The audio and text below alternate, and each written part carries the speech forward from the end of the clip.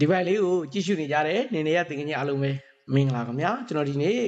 ဒီမှာကျွန်တော်ရဲ့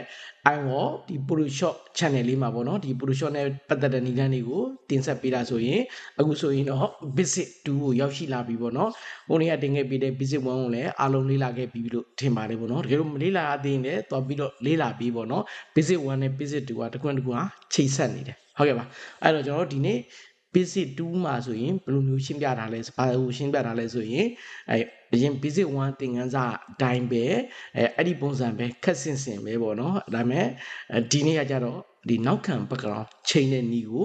အသေးစိတ်ရှင်းပြပေးမှာဖြစ်ပါတယ်ဟုတ်ကဲ့အခုသင်ခန်းစာတွေကဒါ Photoshop ကိုအခုမှစပြီးလေ့လာတဲ့အခြေခံသူတွေအတွက်ပဲအဆင်ပြေတယ်ပေါ့ရှိတယ်အဆင်မြင့်နေမဟုတ်သေးတဲ့အတွက်ကြောင့်မို့လို့အဲ့တော့အဆင်မြင့်သမားတွေတော့အကြီးနေပေါ့နော်ဟိုအခြေခံသမားတွေအခုမှစပြီးတော့လေ့လာ Photoshop ဆိုတော့အဲ့တော့ Basic 2ကိုအရင်ဆုံးလေ့လာဟုတ်ပြီbackground ချိန်တဲ့နည်းလမ်းလေးပဲဖြစ်ပါတယ်ပေါ့နော်ကဲအဲ့ဒါဆိုရင်ကျွန်တော်တို့ Photoshop ကိုဖွင့်ပြီးသွားရင် Photoshop ဖြစ်တယ်အဲ့တော့ကျွန်တော်တို့ဒီ Adobe Photoshop မှာအရင်နေ့အတိုင်းလေးပဲဓာတ်ပုံထည့်မယ်အဲ့တော့ file ကိုသွားမယ် open ကိုသွားမယ်ပြီးသွားရင်ကိုပြင်မဲ့ဓာတ်ပုံကို open လုပ်လိုက်ဒါဆိုရင်ဒီမှာ open လေးရပါပြီเนาะဒီနေ့ကဒါဒီအရင်နေ့ကသင်ခန်းစာနဲ့တူတူပဲဒါလေးကိုတို့က background လေးချိန်ကျင်တာဒီတယောက်ပေါ့เนาะဒီတယောက်ပုံလေးကို background ချိန်ကျင်တာဖြစ်တဲ့အတွက်ကြောင့်မို့လို့တို့ကဘယ်လိုလုပ်ရမလဲဆိုလို့ရှိရင် okay နောက်ထပ် background တစ်ခုတို့ကပြန်ထည့်ရမယ်ဒီမှာပုံလေးရတစ်ခုတည်းเนาะဒီမှာလေးရတစ်ခုတည်းဒါဆိုနောက်တော့ background လေးရတစ်ခုထည့်မယ်အဲ့တော့ file ကိုသွားမယ် open ကိုသွားပြီးတော့သူနဲ့ line မဲ့ background လေးကိုရှာရတယ်ပေါ့เนาะ background ရွေးလိုက်မယ်okay ဒါဆိုဒီ background လေးရပါပြီပေါ့เนาะဒါဆိုရင်ဒီ background မှာခုနကဒီပုံကိုအဲ့ background မှာဆွဲထည့်ရမယ်ဒါကအခြေခံသမားတွေပဲဖြစ်တဲ့အတွက်ကြောင့်မို့လို့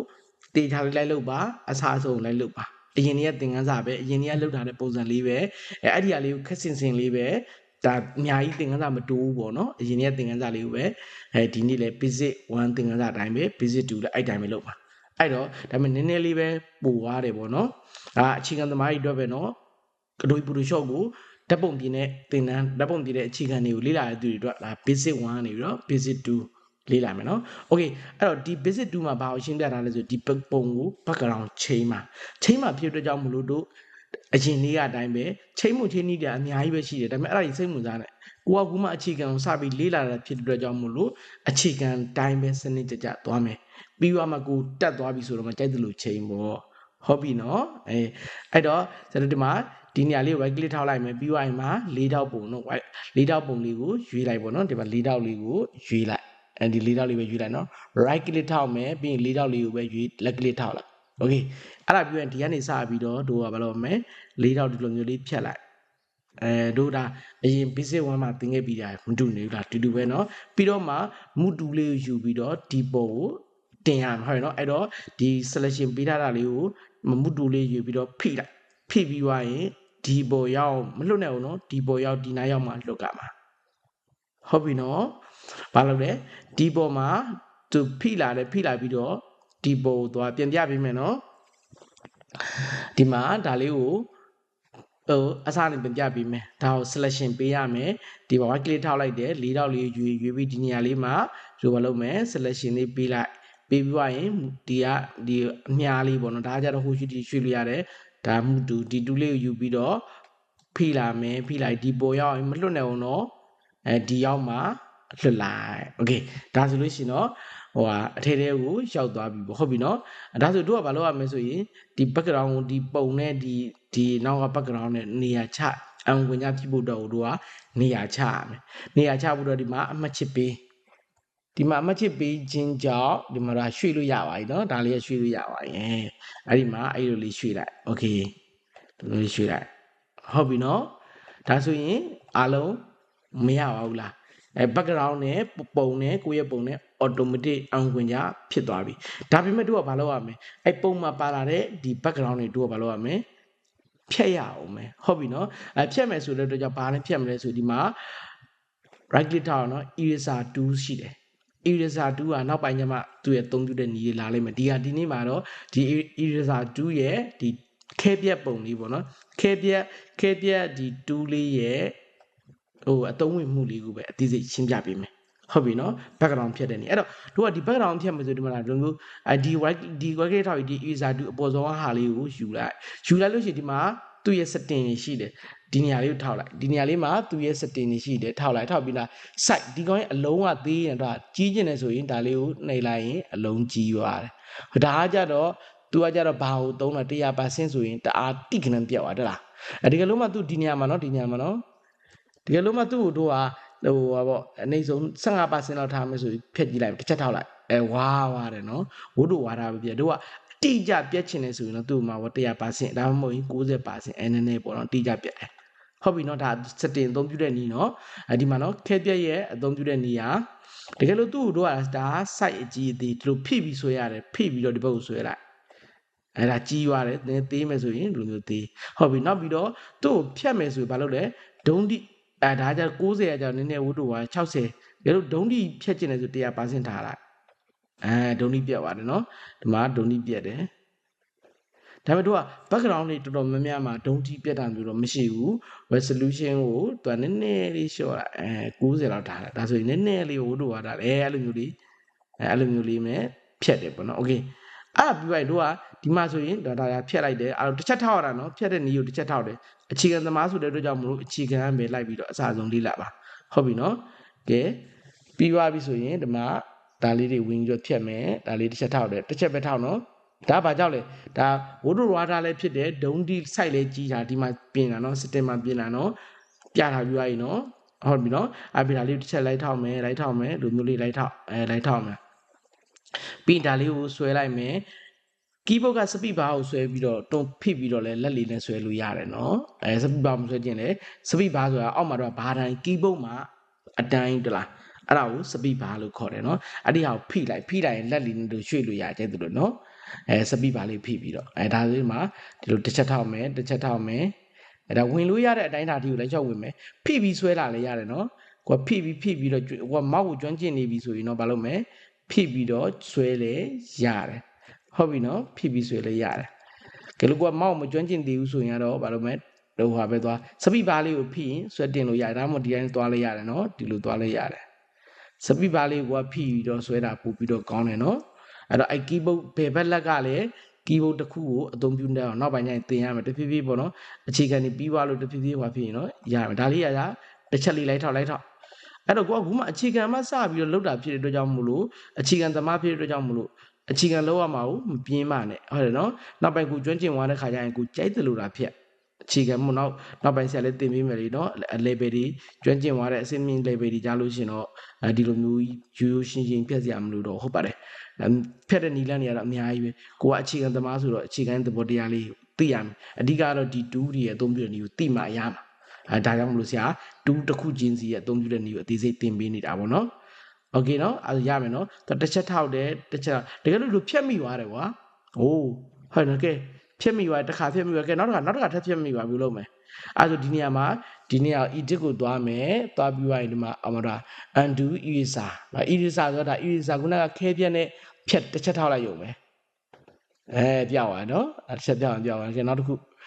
သွားမယ်အဲ့နေရာပဲ edit ကိုသွားမယ်ပြီးရင် undo eraser နောက်ခုပြောက်သွားเนาะဒါကဘာလဲဆို eraser ပေါ်တာချင်းကသူကဒီခဲပြက်ဖြတ်ထားတဲ့ဟာနဲ့မှားထားတာအကြောင်းမို့လို့သူက undo လုပ်တာပေါ့เนาะဒီလိုမျိုးလေးကဲပြန်ပြရင်ပြန်ကြည့်မယ်เนาะဒါလေးမှာမျက်နှာဖြတ်မိသွားတယ်ဆိုပါစို့အဲ့ဒါဆိုရင်ဒီမှာ edit ကိုသွားတယ် undo eraser အဲ့လိုမျိုးလေးเนาะအဲ့လိုမျိုးလေးပြန်သွားအခါ20အကျိန်း20အနောက်ရတယ်ပေါ့เนาะအကျိန်း20ရတယ်ဒါလေးဖြတ်တယ်เนาะ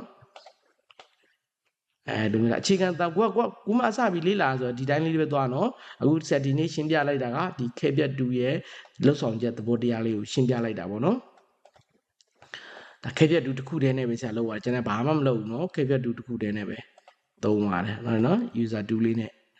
သုံးပါတယ်โอเคနော်โอเคအဲ့ဆိုဒီမှာ eraser 2ကပေါ့နော်ဒီလောက်ပဲဝင်လို့ရဒီနားဝင်လို့မရတော့ဒါအနောက်မှာဝင်လို့မရတော့ဒါဆိုရင်ဘာလို့မတို့ဒီနားမှာသေးရမှာဖြစ်တယ်ဟုတ်ပြီနော်ဒါလေးကို site သေးလိုက်site သေးလိုက်site သေးဝင်လို့ရပြီနော်โอเคဒီမှာ site သေးလိုက်မယ်ဝင်လို့ရပါနော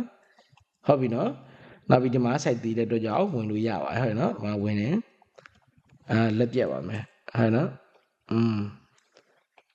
ဟုတ်ပြီနော်ဒါကို site သေးလေးတွေဝင်လို့ရပါတယ်ဟုတ်လားဟုတ်ပြီနော်တစ်ချက်ထောက်ကြတာနော်ဖြတ်မယ်ဆိုရင်ကိုဖြတ်မဲ့နေရာကိုမောက်လေးတင်လိုက်တယ်တင်ပြီးသွားရင်ဘာလုပ်မလဲတစ်ချက်ထောက်လိုက်တယ်ကိုဖြတ်မဲ့နေရာကိုမောက်လေးတင်တယ်တစ်ချက်ထောက်လိုက်တယ်ကိုဖြတ်မဲ့နေရာကိုတစ်ချက်ထောက်တယ်မောက်လေးတင်တော့အလေထဲမှာတလားအလေထဲမှာဒါဆိုရင်တို့ဘာလုပ်ရမလဲသေးရမယ် site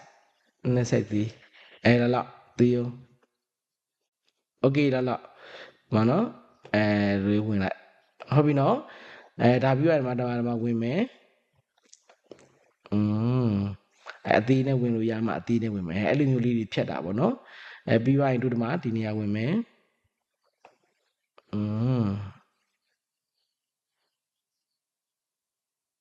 โอเค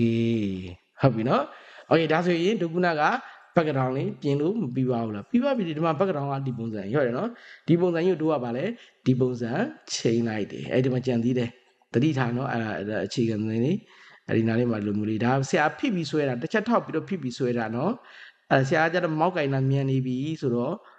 မောက်လေးကိုကောင်းကောင်းအသုံးပြုလို့တက်တယ်ပြီးပါတို့ဒီမှာပြန်ပြီးတော့နည်းနည်းသေးလိုက်အောင်သေးပြီးတော့မှကိုကြိုက်ပြီးတော့ဝင်တာလက်ကိုညင်အောင်ထားရမှာနော်ဖိဆွဲတဲ့ဆရာကြီးတွေကโอเคဒါဆိုလို့ရှင်တော့တို့ background change လို့ရသွားပြီလွယ်ပါတယ်နော်မခက်ပါဘူးနော်ဒါပူလူရှော့သင်ခန်းစာတွေလွယ်ပါတယ်မခက်ဘူးနော်ဒါအခြေခံလေးတွေဆရာသင်ပေးနေတာအဲ့တော့အခြေခံဒီနေ့သင်ခန်းစာမှာ eraser 2ရဲ့လှုပ်ဆောင်ချက်ကိုနဲ့ဒီမှာဒီ၄တော့ပုံပေါ့နော် rectangular နဲ့ rectangular ဆိုတဲ့၄တော့ပုံလေးနဲ့နောက်ပြီးလို့ရှိရင် eraser ဆိုတဲ့delete ပုံစံလေးနဲ့အဲ့တူနှစ်ခုကိုအသုံးပြုပြီးတော့နောက်ခံ background ကိုချိန်သွားတာဖြစ်တယ်background ချိန်လို့ပြီးသွားပြီဆိုရင်ဘာလုပ်ရမလဲဆိုရင်ဒီပုံကိုကျွန်တော်တို့ကစေ့ရမယ်ဟုတ်တယ်နော်ဒါလေးကဒီလိုမျိုးရွှေ့တာဒါတိပိတာနော်နေရာလေးကိုချရမယ်အစင်ပြောင်းချရမယ်မူတူလေးနဲ့ကိုကချိန်မယ်အစွဲကြီးကျယ်မယ်ဒါကိုကြိုက်တယ်လို့ရတယ်ပေါ့နော်ပြီးရင်ဒီပုံကိုကျွန်တော်တို့က okay ပါပြီဒီဟာ